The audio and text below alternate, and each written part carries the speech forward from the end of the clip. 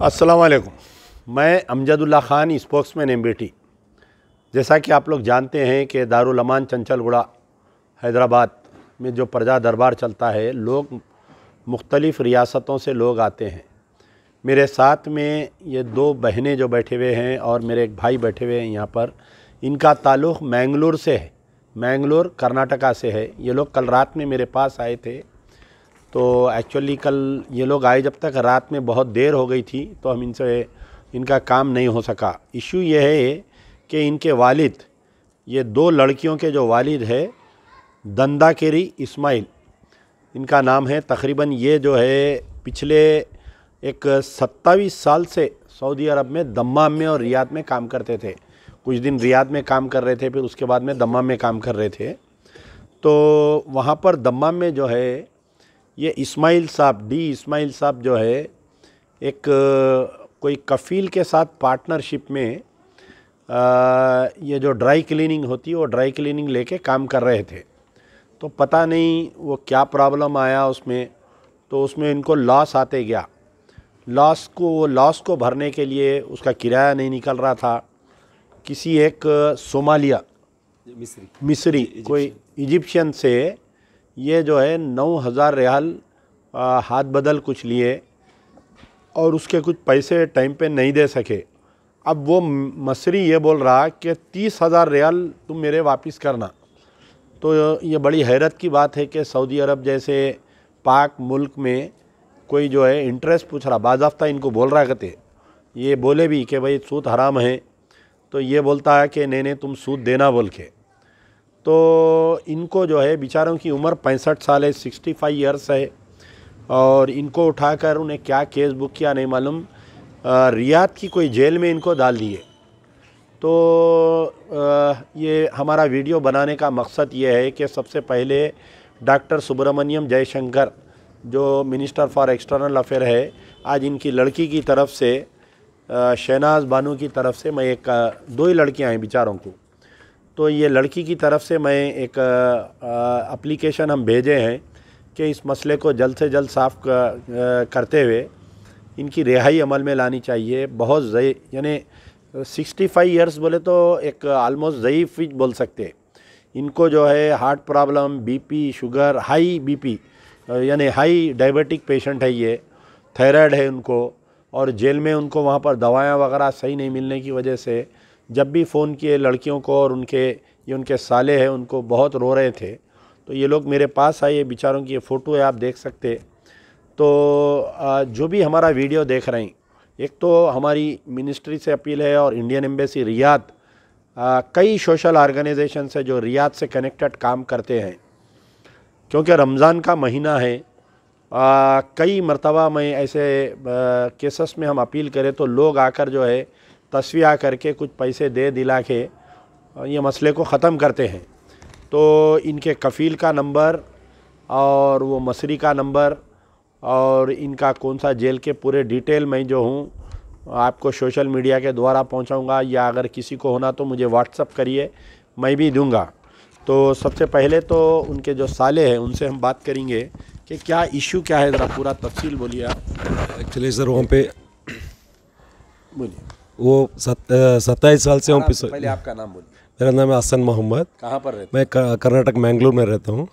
ये आपके बहन भाई है, जीजा जी? जी, मेरा जीजा जी है। कितने साल से काम कर रहे हैं वो 27 साल से वहाँ पे काम कर रहे हैं। ये जेल कब गिरफ्तार करे उनको? वहाँ पे 9 महीना हो गया अभी। क्या वजह क्या है उसकी गिरफ्तारी? वो उसको जो एक लॉन्ड्री चला रहते थे, तो वहाँ पे बाड़ा के थोड़े धंधा के लिए मुश्किल हो गया, तो इसमें रेंट नहीं भर पाया वो खुद का, तो काम वाले को पैसा नहीं दे पाया, तो कोई एक मिस्री से पैसे लिए थे और 2 आदमी से 2 पैसे लिए थे, तो धंधा एकदम कुछ ये नहीं हुआ है, तो उन लोगों को पैसा वापस नहीं कर पाए।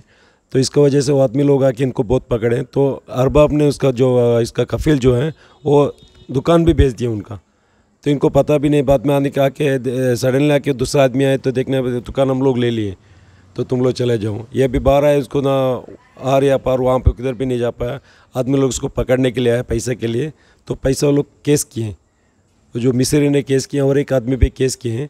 केस करने के बाद ये चला गया दमाम, रियाद से दमाम चला गया। वहाँ पे दमाम में जाते जाते वो लोग रास्ते में उसको पुलिस पकड़ ली, पुलिस पकड़ के उसको गिरफ्तार हो गया, उसको अभी 9 महीना हो गया।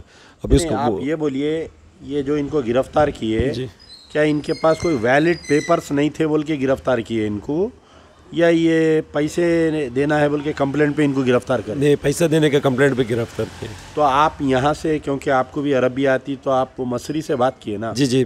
तो जब आपके जीजा जी बोल रहे हैं कि मैं सिर्फ 9,000 रियाल दे रहा हूँ, जी, उन्हें बोल रहा 30,000 रियाल, ये कई इतने बढ़ के क्यों ले रहा हूँ उन्हें? वो बोलता है कि तो ये बोल रहा है कि मैं 9,000 रुपये लिए हूँ, ज़्यादा नहीं लिए, 115,000 रुपये लिए, बाकी 6,000 उसको भर दिए, तो 9,000 बाकी है। वो बोल रहे मेरे को बैच इतना बाकी है, वो लेके तकरीबन 1 साल के ऊपर हो गए वो पैसा लेके। अरब में रह के बैज ले रहा हूँ, बैज ले रहा है। मैं उसको बोला है भाई ये हराम है, हम लोग भी मुसलमान हैं, हराम है, कल अल्लाह का सामने जाना है, पैसा ले लो, एक बहुत मुश्किल में है, उसका घर वाला भी बहुत मुश्किल में है। अभी वो लोग के घर का रेंट देने के लिए हम लोग पूरा फैमिली वाला मिलके वो लोग ये कर रहे हैं, बहुत मुश्किल में है। अभी इनके वालिद तकरीबन 9 महीने से जेल में। फिर अब ये बच्चियों को कौन देख? पूरा हम लोग पूरा हम लोग फैमिली वाला मिलके हम लोग थोड़ा थोड़ा करके लोग ये कर रहे हैं अभी। ठीक। और कोई नहीं उन लोग को संभालने के लिए। अभी 9 महीने से अभी 4 महीने का भाड़ा बाकी है घर का। आपका क्या मुतालिबा है मिनिस्टर? तो हम लोग भारत सरकार से क्या? भारत सरकार से यही है कि वो बहुत एजड आदमी है, 65 साल हो गए उसका, बहुत बीमार आदमी है, कैसा भी उसको वापस लेके आए, अपना गांव में लेके आए, घर पे लेके आए, तो कैसा भी कम से कम बच्चे लोग का साथ तो रहेगा।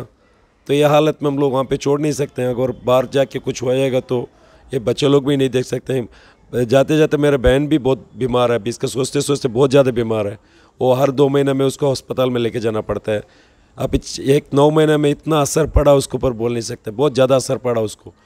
तो हर 2 महीने में हम लोग इतना पूरा फैमिली वाला अल्हम्दुलिल्लाह बहुत फैमिली वाला हम लोग को उसको हेल्प कर रहा है, वो फैमिली वाला पूरा मिल के हम लोग उसको देखभाल कर रहे हैं। लेकिन अगर फ़र्ज़ करिए सेटलमेंट नहीं होता, गवर्नमेंट भी आपको, इंडियन एम्बेसी हेल्प को नहीं आ रही जी, तो आप वहाँ के कोई सोशल ऑर्गेनाइजेशन से, वहाँ के अरबी लोगों से भी अपील करिए कि रमज़ान है, इनके पैसे बन के छुड़ा सकते हैं। यही मैं ये कर रहा हूँ। तो वहाँ पे बहुत ऑर्गेनाइजेशन है वहाँ पे। एक्चुअली हम लोग मैंगलोर में भी ट्राई किए हैं, लेकिन अल्हम्दुलिल्लाह जो अमजद भाई का नंबर मिले हम लोग को यूट्यूब में देख के, अगर हम लोग बहुत उम्मीद लेके हम इधर पे आए। ज़बान में भी अपील करिए, वहाँ पर बहुत है ना कर्नाटक के लोग। हम लोग को जो ಕನ್ನಡಗೂ ತಿರುವವರೆಗೆ ನಾವು ಹೇಳ್ತಾ ಇದ್ದೇನೆ ಸರ್, ನಮ್ಮ ಮಂಗಳೂರಿನವರು ತುಂಬ ಜನ ಅಲ್ಲಿದ್ದಾರೆ ನೋಡಿ. ನಮ್ಮ ಇಂಥದ್ದೆಲ್ಲ ರಿಯಾದ್ ಜೈಲಿನಲ್ಲಿದ್ದಾರೆ, ಅವ್ರ ಮನೆಯವರು ತುಂಬ ಕಷ್ಟದಲ್ಲಿದ್ದಾರೆ. ಹೇಗಾದರೂ ಮಾಡಿ ಅವ್ರಿಗೊಂದು ಬಿಡಿಸ್ಕೊಡಿ. ಯಾಕಂದರೆ ಒಂದು ತಾಯಿ, ಇವ್ರದ್ದು ಮಕ್ಕಳು ತಾಯಿ ತುಂಬ ಸೀರಿಯಸ್ ಆಗಿದ್ದಾರೆ. ಹಾಸ್ಪಿಟಲ್ ಒಂದು ತಿಂಗಳಿಗೆ ಹಾಸ್ಪಿಟ್ಲ್ ಹೋಗ್ತಾ ಇರಬೇಕಾಗ್ತದೆ. ಪ್ರೆಷರ್ ಇದೆ ಅವ್ರಿಗೆ, ಥೈರಾಯ್ಡ್ ಇದೆ, ಎಲ್ಲ ಇದು ಇದೆ.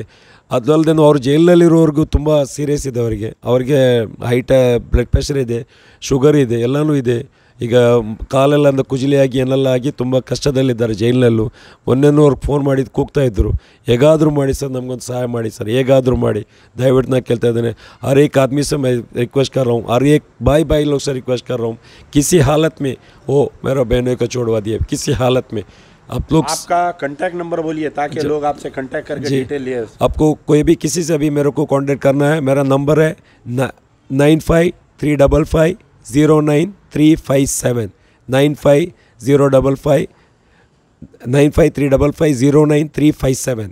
ये मेरा नंबर है, कभी भी आपको मेरे को कांटेक्ट कर सकते हैं डिटेल्स लेने के लिए। प्लीज़ जज़ाकल्लाह खैरन। एक्चुअल ये बेचारे बहुत तेज़ बोले नंबर।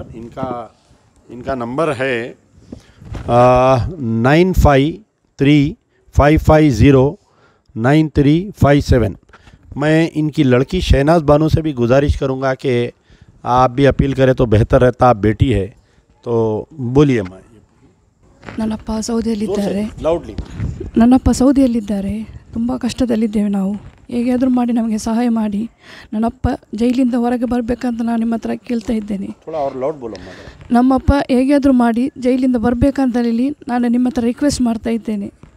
ತುಂಬ ಕಷ್ಟದಲ್ಲಿದ್ದೇವೆ. ಅಪ್ಪ ಕೂಡ ಹಾಗೇನೆ ಅಲ್ಲಿ ತುಂಬ ಕಷ್ಟದಲ್ಲಿದ್ದಾರೆ, ಹುಷಾರು ಕೂಡ ಇಲ್ಲ. ಫೋನ್ ಮಾಡುವಾಗ ಕೆಮ್ಮು ಜಾಸ್ತಿ ಉಂಟು ಅವರಿಗೆ ಮಾತಾಡಲಿಕ್ಕೆ ಕೂಡ ಆಗೋದಿಲ್ಲ, ಅವರು ನೋಡಲಿಕ್ಕೆ ನಮಗೆ ಕೂಡ ಆಗೋದಿಲ್ಲ. ಹೇಗಾದರೂ ಮಾಡಿ ನಮಗೆ ಒಂದು ಸಹಾಯ ಮಾಡಬೇಕಂತೇಳಿ ನಾನು ನಿಮ್ಮ ಹತ್ರ ಕೇಳ್ತಾ ಇದ್ದೇನೆ.